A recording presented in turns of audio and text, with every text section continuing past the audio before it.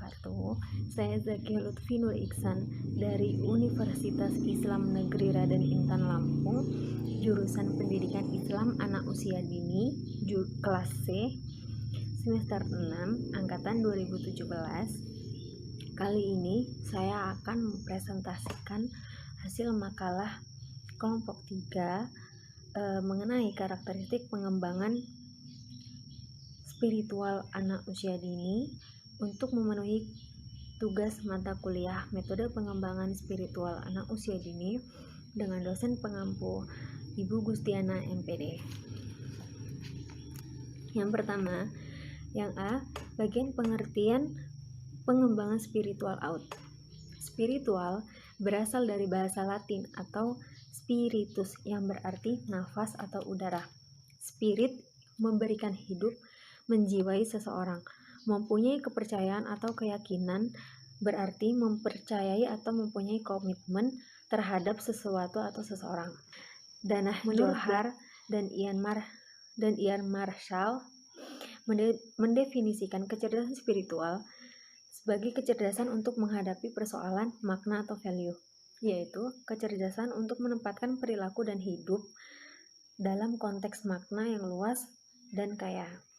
Kecerdasan untuk menilai bahwa tindakan atau jalan hidup seseorang lebih bermakna dibandingkan dengan yang lain.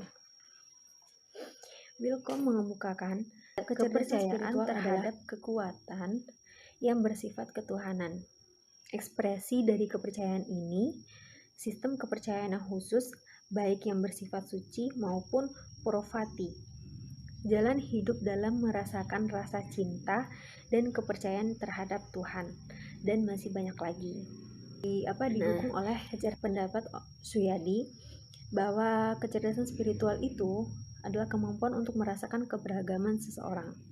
Jadi, kecerdasan spiritual dapat diasah ketika seseorang memeluk agama, percaya terhadap keberadaan Tuhan. Maka dari itu, bagi setiap agama memiliki kewajiban bagi pemeluknya untuk melakukan ibadah sesuai dengan ajarannya. Perkembangan spiritual lebih spesifik kebutuhan membahas tentang manusia terhadap agama. Perkembangan spiritual diartikan sebagai tahap di mana seseorang, dalam hal ini adalah peserta didik untuk membentuk kepercayaannya, baik berupa kepercayaan yang berhubungan dengan religi maupun adat. Jadi, pengembangan spiritual anak usia dini adalah proses atau tahapan yang dilakukan anak untuk menumbuhkan keyakinan, mempercayai adanya ketuhanan atau keberadaan Tuhan, melaksanakan ibadah yang sesuai agama yang dianutnya, baik itu berhubungan antara manusia dengan Tuhan, hablum minallah, serta hubungan manusia dengan manusia, hablum minannas. Yang selanjutnya yang B, yaitu ciri-ciri kecerdasan spiritual anak usia dini. Ciri-ciri seseorang yang memiliki kecerdasan spiritual adalah bentuk sikap dan kepribadiannya yang melahirkan akhlakul karimah atau perbuatan yang baik sebagai rujukan dari cara bersikap dan bertindaknya. Nah, mereka yang cerdas spiritual adalah orang-orang yang memiliki tujuan dan makna hidup, yaitu diantaranya mereka selalu berzikir dan berdoa, terus kemudian mereka itu bertawakal kepada Allah Subhanahu wa Ta'ala. Nah, seorang yang cerdas spiritual akan senantiasa merasakan kehadiran Allah Subhanahu wa Ta'ala. Keyakinan tersebut berasal dari keyakinan terhadap agama yang melahirkan kecerdasan spiritual, sehingga menumbuhkan rasa yang dalam bahwa dirinya senantiasa dalam pengawasan Allah Subhanahu wa Ta'ala. Ciri-ciri muslim pada anak dapat disimpulkan menjadi beberapa karakter. Yang pertama, memiliki keimanan yang benar dan mampu melaksanakan rukun Islam. Nah, mereka ini memiliki keimanan yang benar dan mereka mampu melaksanakan rukun Islam. 5 rukun Islam itu kemudian menjunjung tinggi akhlak mulia, identitas dan integritas sebagai seorang muslim. Yang ketiga, mengutamakan perbaikan dan kemajuan demi kemaslahatan umum. Yang keempat, bersikap adil dan merealisasikan hak dan kewajiban secara proporsional.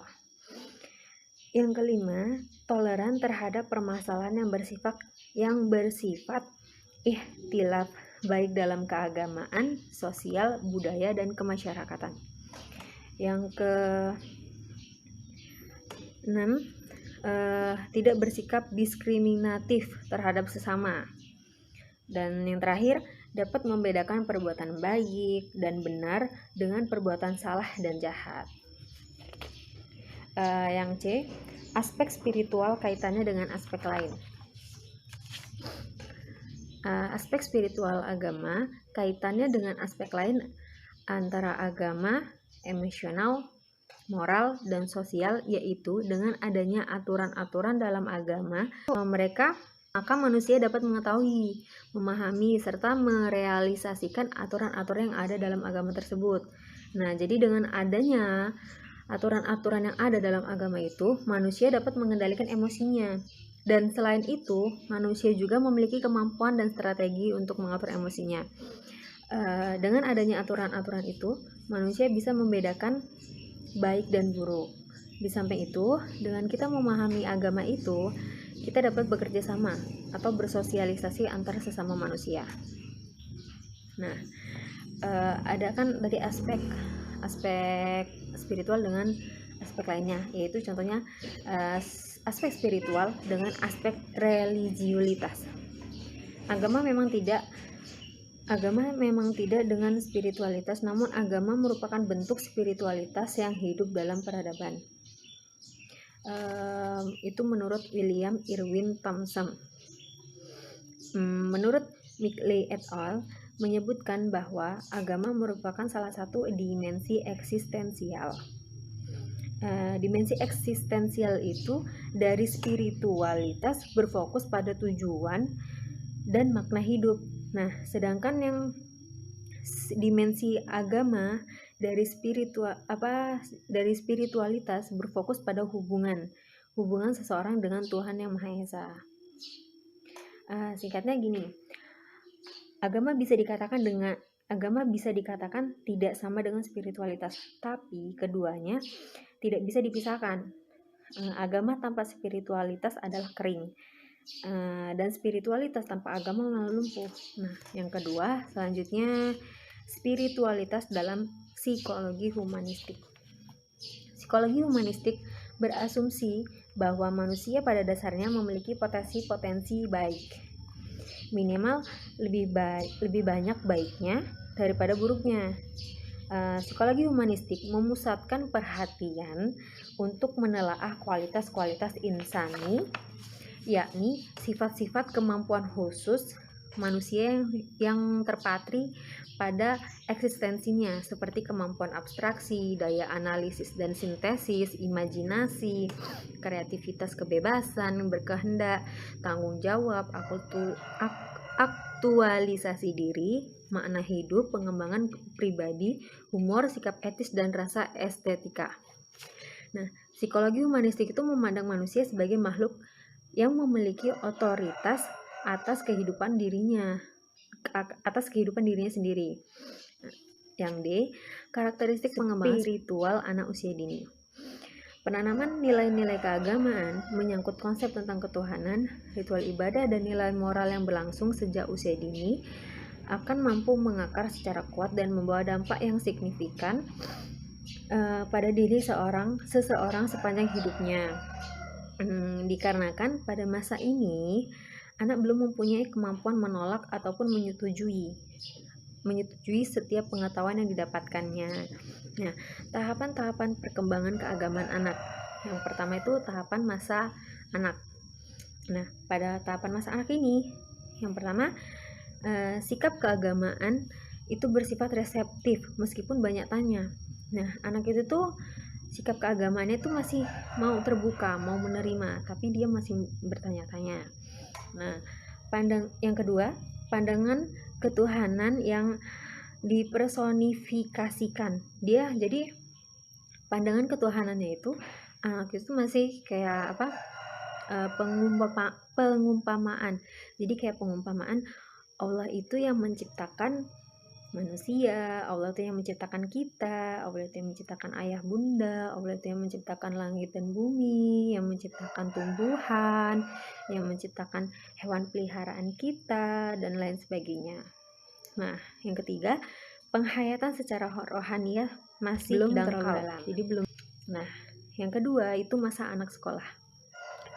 Nah, yang pertama, di masa anak sekolah ini sikap keagamaan masih keagamaannya bersifat terbuka, reseptif, tapi disertai pengertian. Nah, kalau yang tadi itu kan dia masih menerima dan banyak tanya. Nah, kalau yang masa sekolah, kita harus menjelaskannya dengan pengertian, dengan perlahan gitu. Yang kedua, pandangan ketuhanan diterangkan secara rasional. Dia menyeluruh. Dia berarti dia bukan lagi diumpamakan seperti ini gitu kan. Nah, yang ketiga, penghayatan secara rohaniah makin mendalam. Perkembangan spiritual pada anak sangatlah penting untuk diperhatikan. Nah, yang pertama, individu yang berusia 0 sampai 12 bulan, anak adalah individu yang masih bergantung pada orang dewasa dan lingkungannya. Artinya, anak-anak ini masih membutuhkan lingkungan untuk kebutuhan dasarnya dan untuk belajarnya, untuk biar mereka bisa mandiri.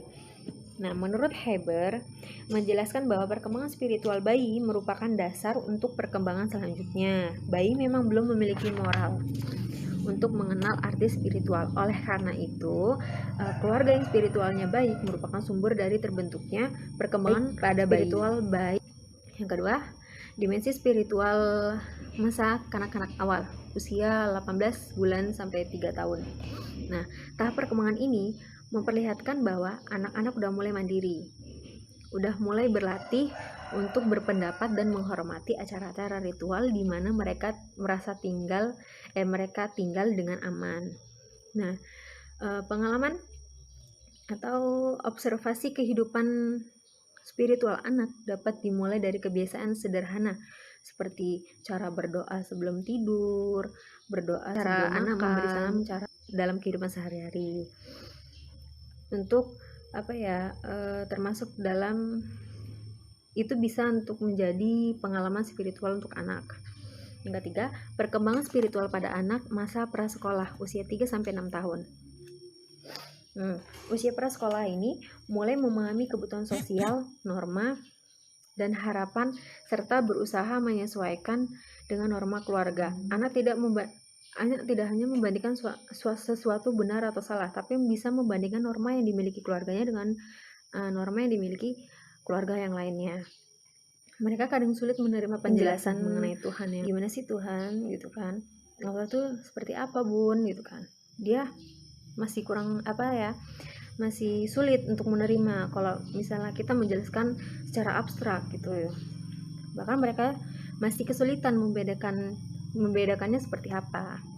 Yang keempat, usia sekolah, yaitu usia 6 sampai 12 tahun, maaf. Pada masa ini mereka sudah dapat menggunakan abstrak untuk memahami gambaran dan makna spiritual dan agama mereka. Minat anak udah mulai ditujukan dalam sebuah ide. Nah, anak dapat diajak berdiskusi dan menjelaskan apa keyakinan. Nah, oleh karena itu, orang tua mengevaluasi pemikiran sang anak terhadap dimensi spiritualnya. Yang E, hubungan antara pembentukan karakter dengan kecerdasan spiritual. Nah, dalam kehidupan sosial tentunya akan berkaitan erat hubungannya dengan karakter seseorang. Misalnya dalam aspek sosial itu kan terdapat berbagai hubungan yang saling berkaitan seperti kayak gini nih, dengan psikologi lingkungan seseorang maupun hubungan psikologi sosial orang tersebut dengan orang lain maupun orang yang ada di sekelilingnya. Contohnya, yang paling bisa kita kaitkan adalah pembentukan karakter seseorang.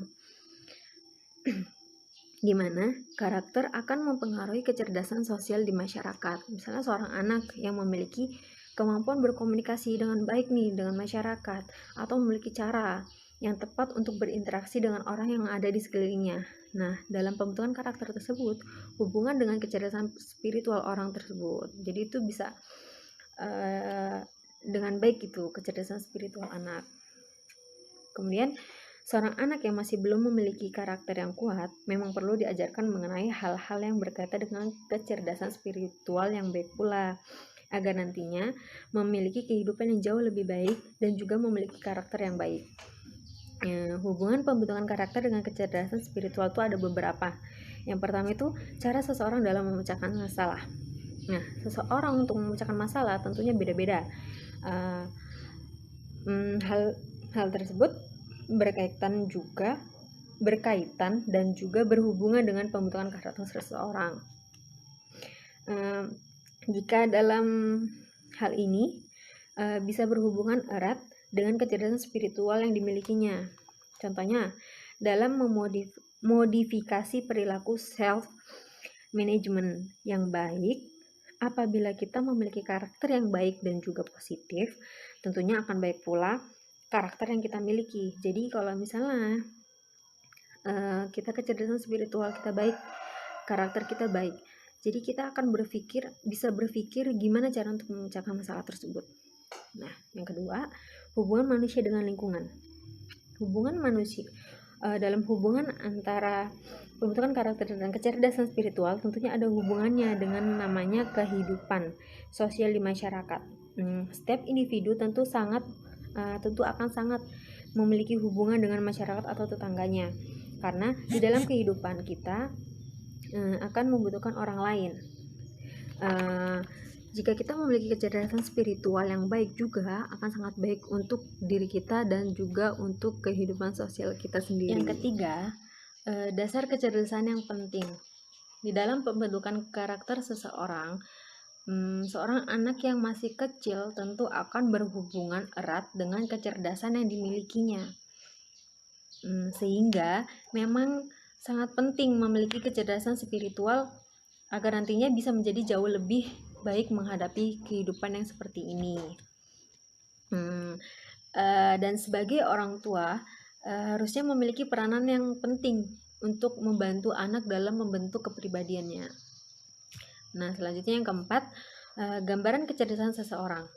Karakter yang dimiliki tentu akan menentukan kecerdasan kita di dalam kehidupan.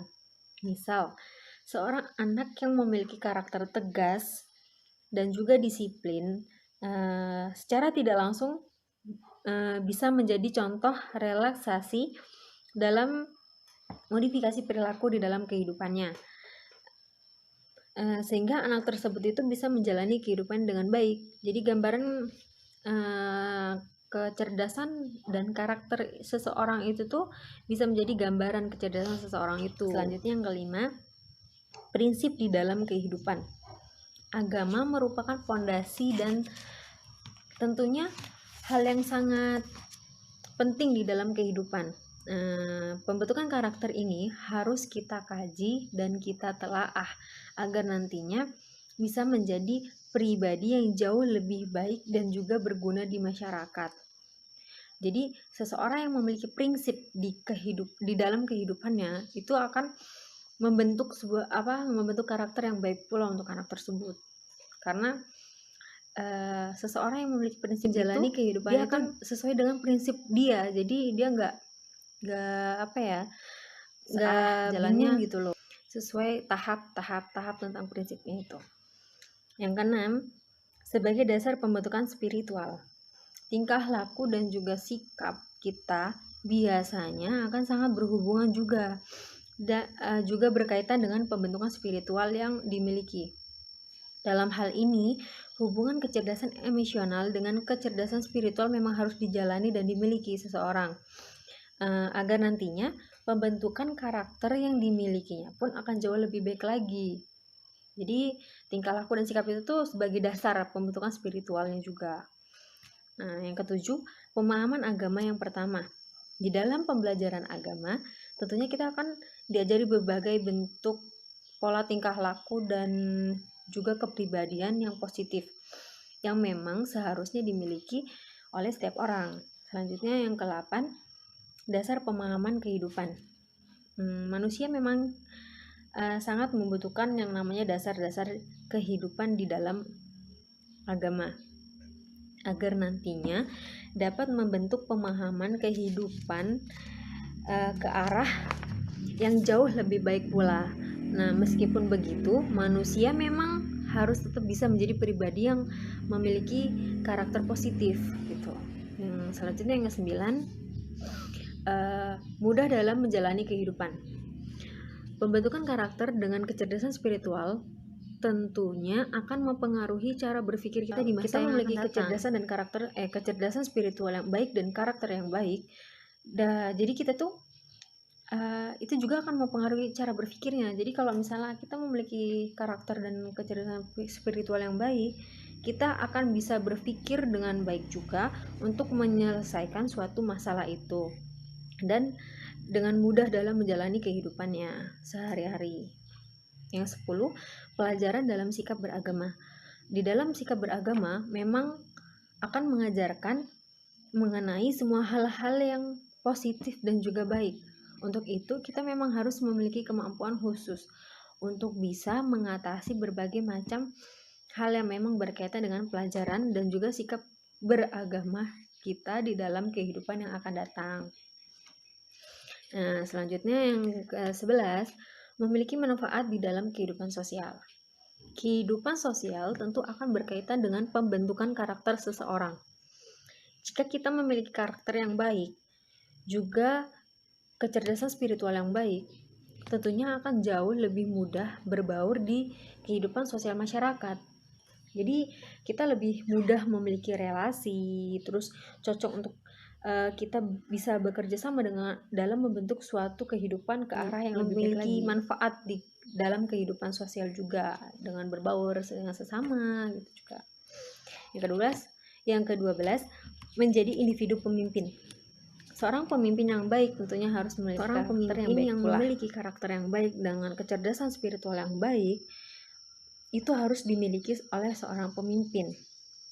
Karena di mana seseorang pemimpin itu harus memiliki kecerdasan spiritual yang baik itu bisa dengan bijak dan bisa memimpin masyarakat ketentuan agama, serta pemimpin itu agar bisa memiliki konsistensi yang tinggi dalam kehidupan di tengah masyarakat. Jadi penting sekali seorang pemimpin itu memiliki karakter yang baik serta memiliki kecerdasan spiritual yang baik juga yang dijalaninya untuk mengayomi masyarakat yang ada di sekitar itu. Jadi perlu dan sangat penting sekali. Baiklah, sekian presentasi kali ini yang dapat saya sampaikan. Apabila ada kata-kata atau pengucapan yang kurang berkenan, kurang lebihnya saya mohon maaf. Wassalamualaikum warahmatullahi wabarakatuh.